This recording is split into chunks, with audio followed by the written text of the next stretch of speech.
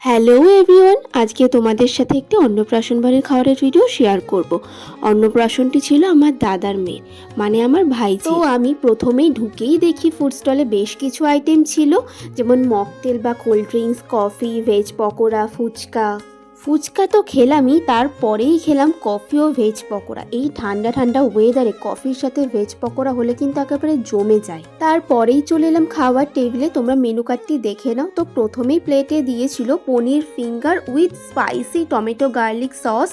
পনির ফিঙ্গারটা আমার বেশ লেগেছিল, সেই কারণে আমি দুটো নিয়েছিলাম। দেন দিয়েছিল chicken tangdi kabab with green sauce. এটাও আমার মন্দ লাগেনি, বেশ ভালোই লাগছিল। একটা স্মোকি ফ্লেভার আসছিল আর গ্রিন সসের সাথে খেতে তো দারুণ লাগছিল। এরপরেই দিয়েছিল butter naan with paneer butter masala, যেটা খেতে আমার দুর্দান্ত লেগেছিল, কিন্তু আমি ক্যামেরা বন্দি করতে একেবারেই ভুলে গেছি। তারপরেই ছিল আমাদের show stopper mutton biryani with chicken চাপ অ্যান্ড সালাড। মাটন বিরিয়ানি আর তার সাথে চিকেন চাপ একদম পারফেক্ট কম্বিনেশন। তবে যাই হোক, শেষ পাতে আমের চাটনি আর পাঁপড় না খেলে কিন্তু হজমটাই হয় না।